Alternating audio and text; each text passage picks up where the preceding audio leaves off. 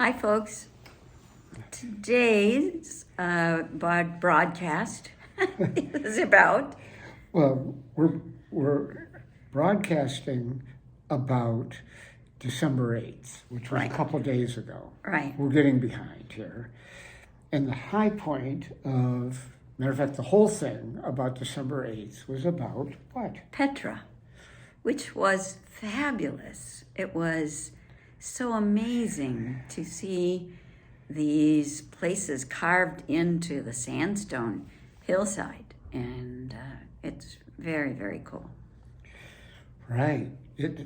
So this was they say a Nabatean town, and they controlled the frankincense route. Mm-hmm. They controlled access from the Red Sea up to Damascus. And so anybody that wanted to travel through that part of the desert ended up paying the Nabateans for it. Yeah, for water or getting through. Right, just anything. And so the Nabateans started out as like Bedouins, these homeless people, and ended up over the centuries becoming very wealthy and building the town of Petra. Mm-hmm. Petra comes from the Greek, it means rock. And so it's carved into, as you said, sandstone, right? Mm-hmm. And it's stunning. Absolutely It's stunning. stunning. But you'll see that for yourself.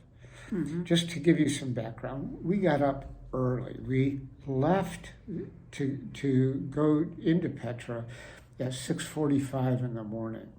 So that was after breakfast and everything else. And then walked down into Petra. And our guide told us if we waited longer, there would be crowds of people and it would be harder to see things. And he was right. He was absolutely right. So we walked like on an open road sort of thing for about 3/4 of a mile, and then went into this narrow canyon. With steep sides of rock. And walked through for about a half mile or so along through this winding gorge, and he pointed out these worship sites along the side of it. He called them votive niches, and they were dedicated to Nabatean primary god. What was God's name? Dushara. And then we got down to where the more famous caves are. And we can call them caves. They're not natural. They cut these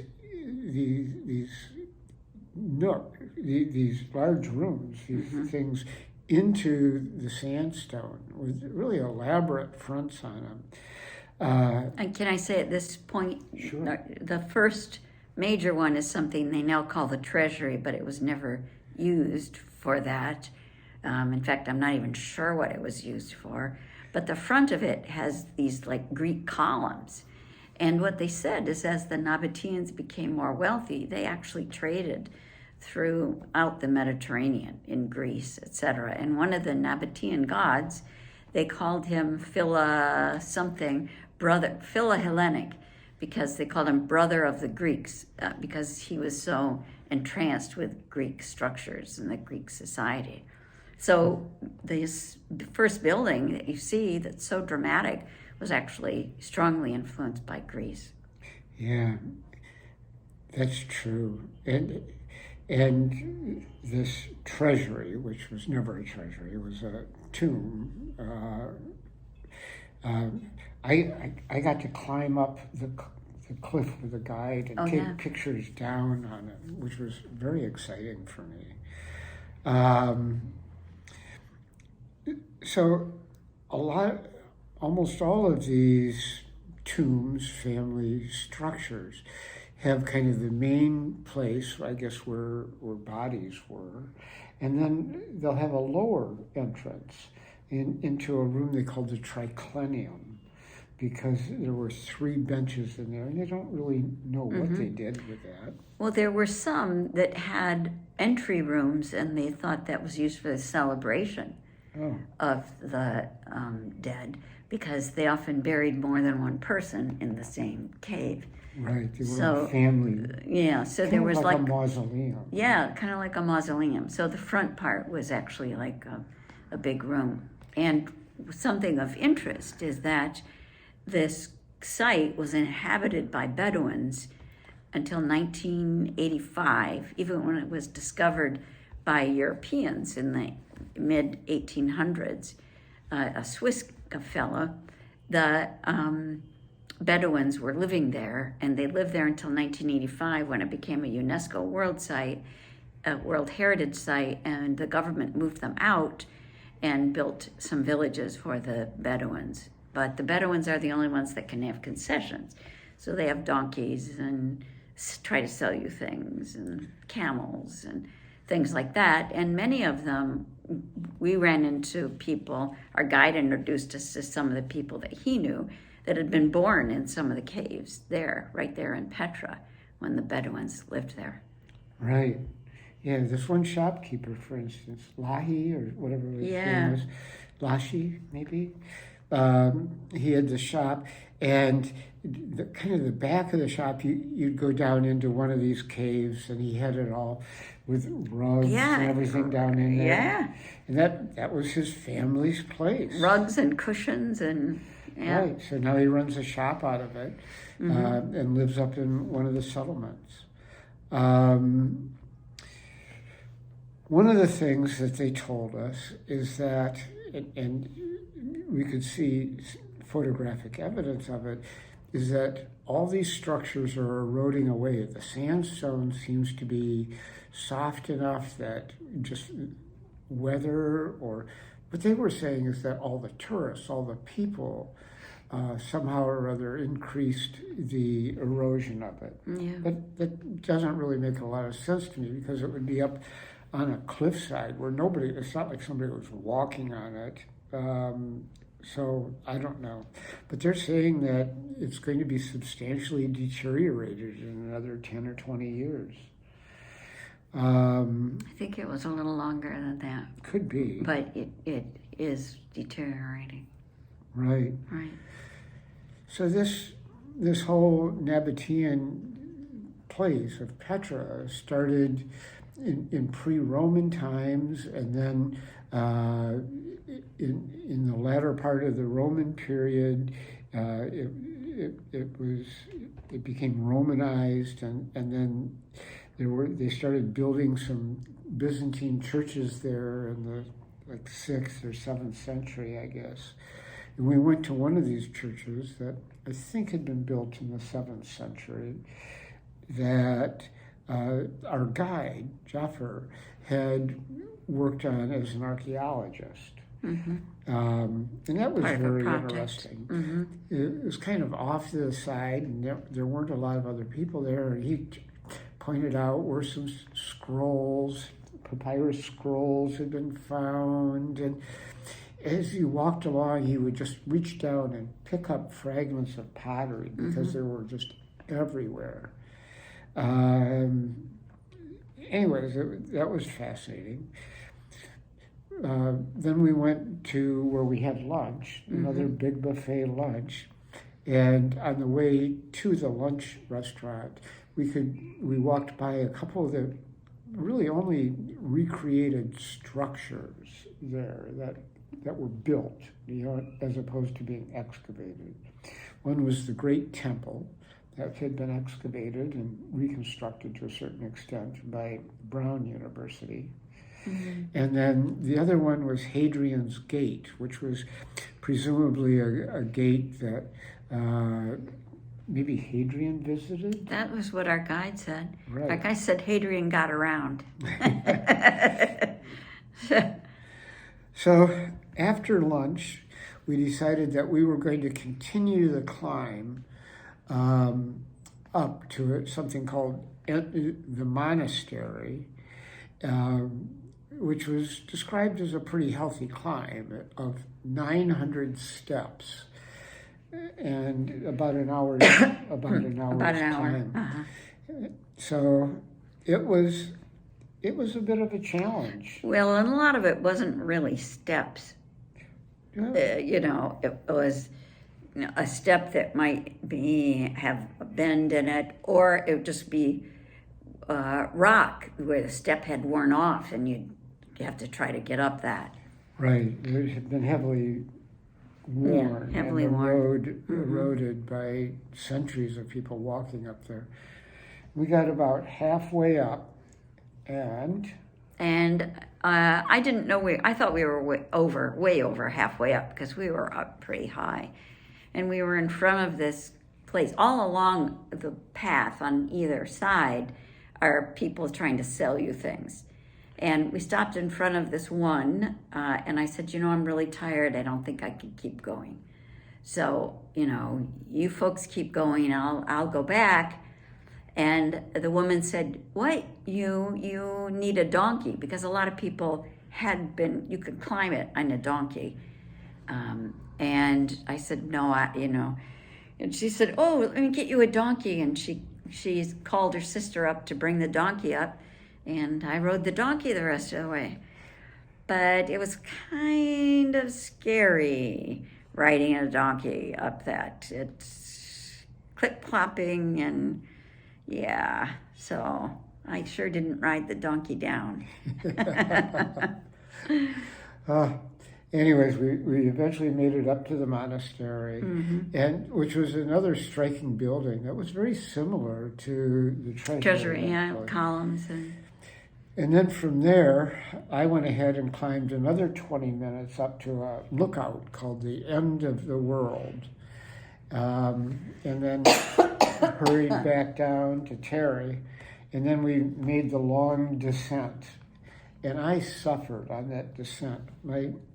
There's something wrong with my left knee that doesn't bother me when I'm going up, but when I'm going down and I bend that, I get this sharp pain in it, and it wants to let go. So I was hobbled coming down from there. And we walked almost all the way back. Yeah. Now, for me, coming down was much easier than going up. And I also had my walking stick, so that helped me with balancing when I ran into these areas where it was more eroded. So going down was fine. Right. And so we walked back. We went past the restaurant. We worked our way up and past the treasury, and then walked up through that narrow gorge. Yeah. And this whole thing is uphill at this point from our lunch spot. And it was getting late, and we went past a place where they had horses. And the deal is that with your ticket, you get a free horse ride. So we could ride horses the last half mile, or so. 3/4 of a mile, whatever it was, back up to the gate. And so we did that. We rode horses back up, argued with the Our guide told us not to pay any more than $5. So I handed the fellow $5, and his face just fell. He goes, "What? Why not 10? Why not $10? Give me $10. Oh, please." He said, no, it's 5 dinars, not $5. It's 5 dinars. So it's $7, $8. And we give good service, so $10. Right? Yeah. So I gave him 6. I gave him 5. You gave him 5, and I gave your guy another $1. Yeah, you did? I did. Oh, well, okay. Anyways, then we walked back to the hotel. Which was right outside the gate, literally outside the gate of the park. Right. It was wonderful. And we changed and cleaned up, and then we went out to dinner. We went to a Bedouin restaurant for dinner, and once again a buffet, but at least this one had shawarmas at it. It was the first shawarmas they had. The tabbouleh was okay, but the shawarma had real thin, papery wrapper on it, not pita bread at all. It was really delicious. Right. And then they had the guys there entertaining and playing music and dancing and things. Yeah, it was a band. They had a band that came, and we'll have put a video into that. It's pretty interesting. You get to see Terry dancing with the veterans. Well, the guide pulled me up. The guide grabbed my hand and pulled me up and said, "We need to go. We need to go." Oh my God! He pulled some other people too. So She was the first one. yeah.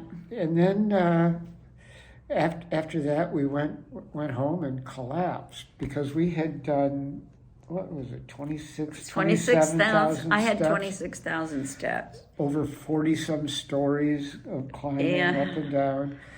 Our legs still hurt today, a couple days later. Anyways, that's it. Petra was fabulous. It was great. You'll enjoy the pictures. Ta-ta. Love you. Bye.